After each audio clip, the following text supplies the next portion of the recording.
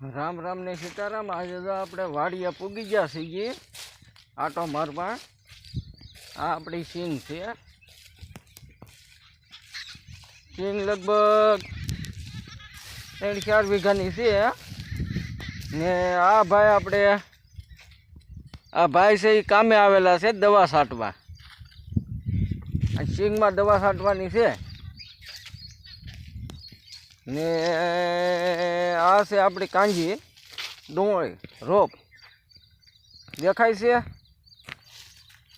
જોવો તમે। આ ને ઓલી પા ઉભો આપણો કપાસ।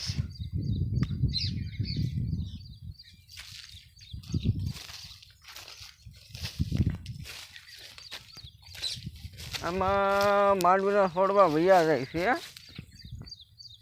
જોવો। ફુકાવો આવી ગયેલો છે ફુકાવો।